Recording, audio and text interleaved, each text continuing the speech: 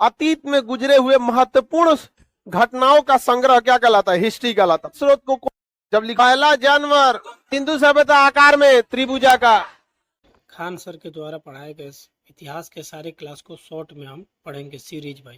इतिहास अतीत के गुजरे हुए महत्वपूर्ण संग्रह को इतिहास कहते हैं। हेरोडोटस को इतिहास का जनक कहा जाता है। इतिहास को 3 भागों में बांटते हैं। पहला प्राग ऐतिहासिक काल, दूसरा आधे ऐतिहासिक काल, तीसरा ऐतिहासिक काल।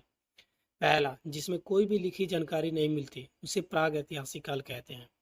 दूसरा, जिसमें लिखित स्रोत मिले हैं किंतु पढ़ नहीं पाया गया, उसे आधे ऐतिहासिक काल कहा जाता है। तीसरा, जिसमें लिखित स्रोत मिला है और पढ़ा भी गया है, इसे ऐतिहासिक काल कहते हैं।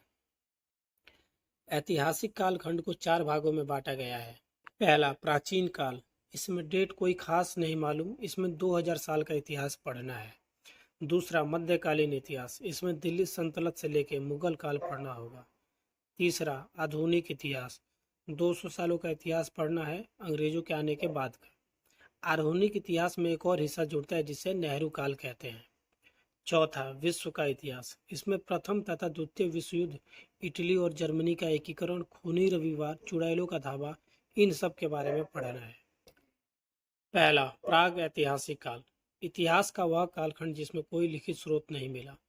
पत्थर के औजारों का उपयोग होने के कारण इसे पाषाण काल भी कहते हैं। इसे 4 खंडों में बांटा गया है। पहला पूरा पाषाण काल, दूसरा मध्य पाषाण काल, तीसरा नव पाषाण काल और चौथा उत्तर या ताम्र पाषाण काल। पूरा पाषाण काल, मानव खानाबदोश था, यानी खाद्य संग्रह, खाना इकट्ठा करता था, शिकारी था, जिसे आखेटक कहते हैं, इन्हें आदि मानव भी कहते हैं। सबसे महत्वपूर्ण खोज जो थी वो आग की थी। दूसरा मध्य पाषाण काल, पत्थर के हथियार छोटे हो गए, सबसे महत्वपूर्ण कार्यक्रम अंत्येष्टि यानी अंतिम संस्कार था। तीसरा नव पाषाण काल, सबसे महत्वपूर्ण कार्यक्रम खेती की थी, सबसे महत्वपूर्ण चीज इसमें खेती हुई थी, जौ और गेहूं की हुई थी, पाकिस्तान के मेहरगढ़ में सुलेमान और किरसर पहाड़ियों के बीच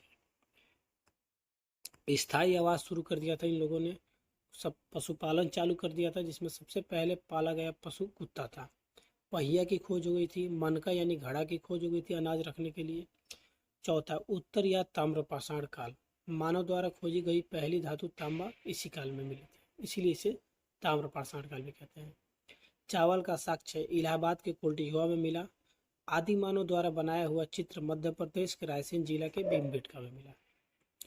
अब दूसरा आधे ऐतिहासिक काल, इस काल में सबसे महत्वपूर्ण सभ्यता सिंधु सभ्यता थी।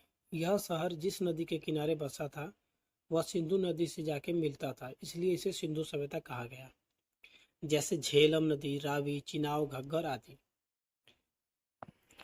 सिंधु सभ्यता शहरी था, जबकि पाषाण काल ग्रामीण। सिंधु सभ्यता के लोग लिखना जानते थे लेकिन पढ़ा नहीं जा सका। यह 13 लाख किलोमीटर के क्षेत्र में फैला था, जिसमें लगभग 300 तक शहरों की खोज कर दी गई है। सिंधु सभ्यता आकार में त्रिभुजाकार है। सिंधु सभ्यता की पहली खुदाई दयाराम साहनी ने की थी। सिंधु सभ्यता का नामकरण जॉन मार्शल ने किया था। अब आगे का क्लास कल समझा देंगे। किसी को दिक्कत?